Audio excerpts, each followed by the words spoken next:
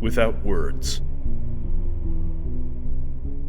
My mother used to tell me the best way to chase away a monster was a good night's sleep. "Good morning, Helen." The stasis pod hissed open. Jack was standing behind the control panel in a heavy winter coat, his thick beard on full display. "How long have I been out?" My breath came out as a frosty mist. 14 days. I'm ready with a preliminary report." I nodded and climbed out of the pod. 2 weeks wasn't so bad. Ever since the company had hit financial straits, the sleeps had gotten longer and longer. They only paid for waking time. Jack handed me a heavy dark blue coat, same as his. If it was this cold in the shuttle, the colony must have frozen over. "Let's start with the tour. Open the doors, Jack." He hesitated at the controls. "I wouldn't..." My look cut him off. "Of course, ma'am. Brace yourself. It's not pretty." The shuttle doors opened with a clang. A smoky odor flooded the cabin. I stepped out into the dome. My feet sank deep into the black powder. The whole place was a charred mess, different shades of ash and black. No survivors? None. My eyes swept the space. I had reviewed the colony's maps and blueprints during transit, but the only thing out here was amorphous piles of rubble. I started towards what looked like the wrecked rectangular footprint of City Hall. "Not there!" Jack's voice stopped me in my tracks. He had a pleading expression. I scanned the path ahead. Among the layers of ash and wood, the skeletal remains of a hand stretched up towards the black, starry sky. My stomach churned. I didn't need to see any more. "Is your report on the shuttle?" "Yes, ma'am." "Let's head back then." We sealed the shuttle and ran the air filters to chase away the odor.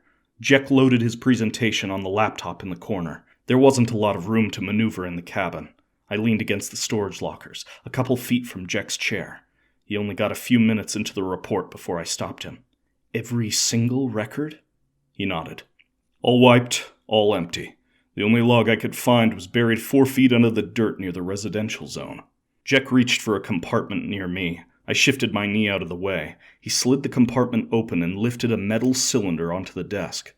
Yellow figures were chalked onto its dark gray surface. Humans. Fires. What looked to be a cloud made of jagged edges. There was something primal and unsettling about the drawings. Unfortunately, 32% of the records were corrupted. "Damage?" I asked as I slid a finger along the dirt-encrusted lid. Jack shook his head. "From what I could tell, the capsule's disk-writing mechanism was faulty. It wrote over previous entries after it was buried." My brow furrowed. This was a one-of-a-kind failure. "So what's in it?"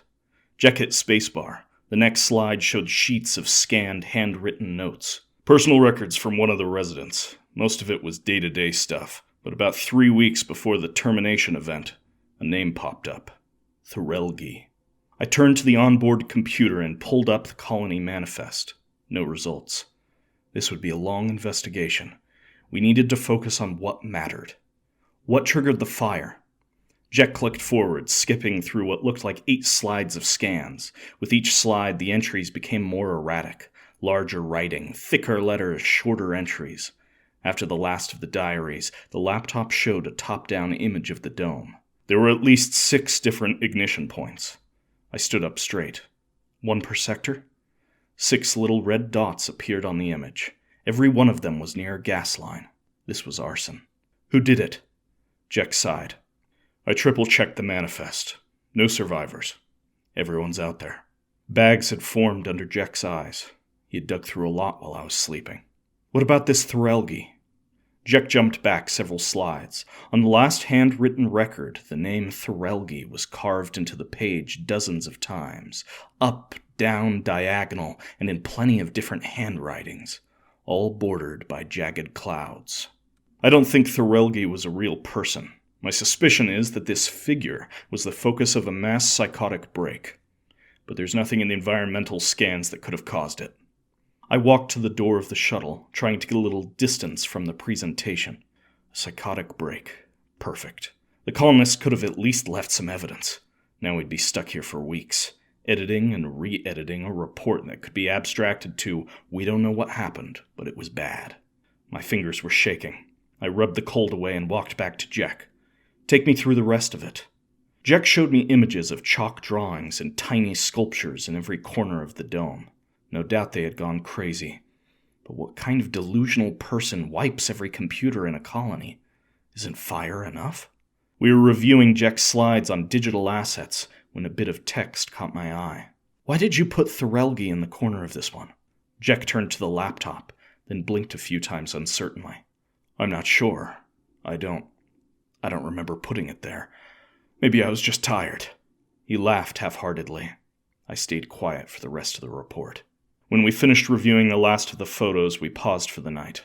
I went to replace my jacket in the clothes compartment and stopped. There was writing on the wall behind the coats, drawn into the dust by a finger. Thorelgi. I looked back at my subordinate. 2 weeks was a long time for anyone to be on their own. The next morning, we were back out into the colony. I left my gun on the shuttle, but thought about going back for it several times. We split up early. Jack didn't put up a fight. As soon as he was out of sight, I hurried to the rubble of City Hall. It took an hour to find the black box computer. Jack hadn't mentioned it in his logs.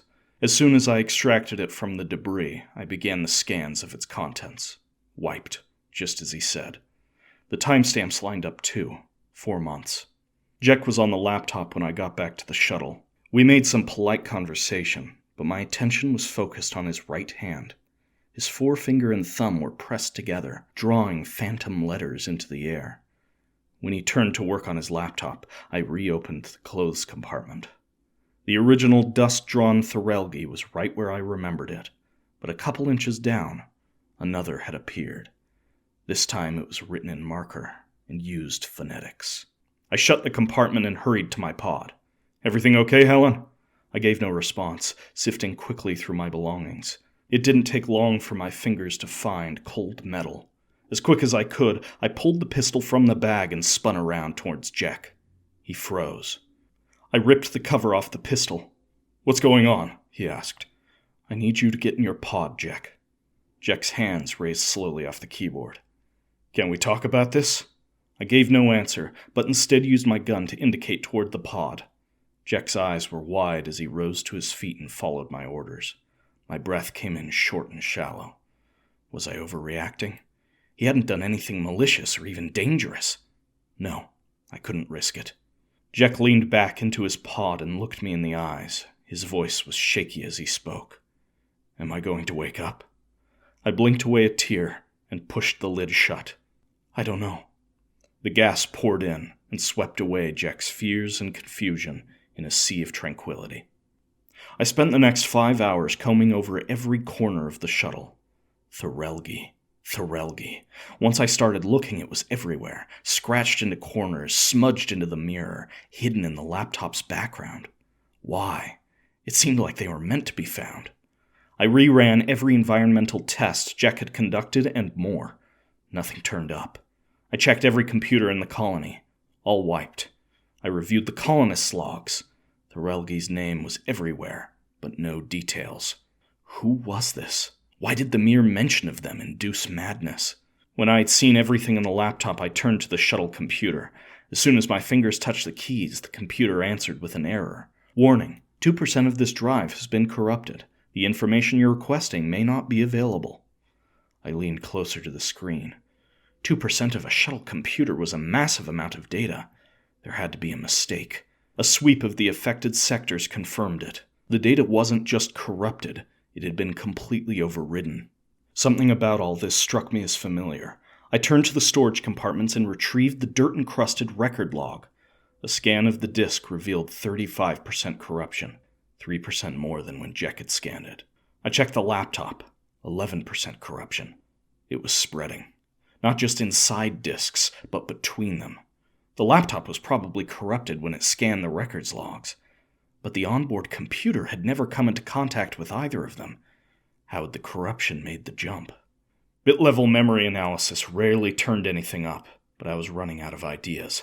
The laptop console spit out line after line of corrupted data. My eyes parsed them the best they could. Too much to read, but that didn't matter. The pattern was obvious. One repeating sequence, again and again, all across the corrupted data. 9 bytes, 72 bits. I didn't have to convert the bytes to text and know what it said. Thorelgi. I stood, threw on my coat, and walked out into the colony. As impossible as it was, the word was the corruption. I had spread it to the shuttle computer just by searching the name in the colony manifest. Thorelgi. A corruption capable of infesting memory banks and writing itself everywhere. On the east side of the dome, a group of yellow chalk drawings were untouched by the fire. They showed jagged clouds stretching sharp tendrils into the minds of every man, woman, and child.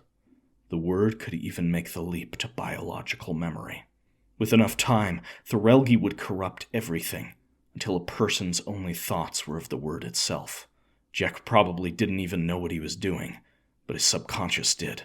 Unknown to him, it had been repurposed to leave secret messages all over the shuttle, linguistic bombs to infest readers. A chill ran down my spine.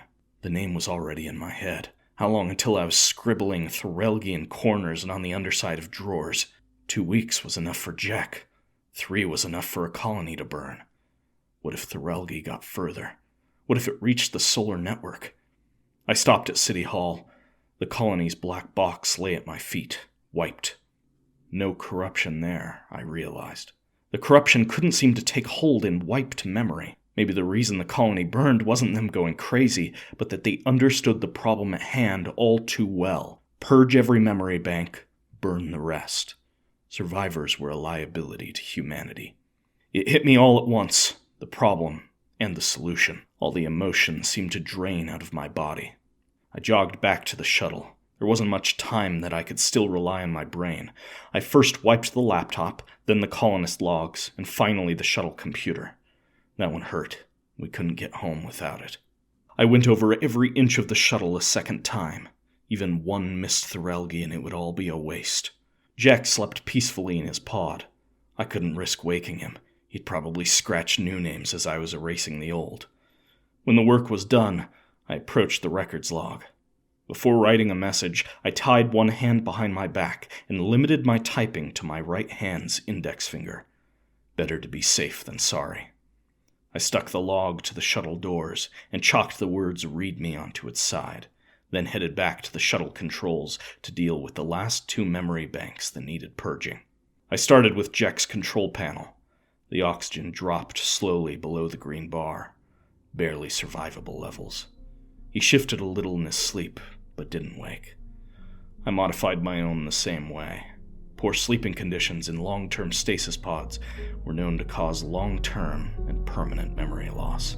It took a minute to build the courage to climb into the pod. The door hissed closed behind me, and the gas poured in. My mother used to tell me the best way to chase away a monster was a good night's sleep. I hoped I would remember that when I woke up.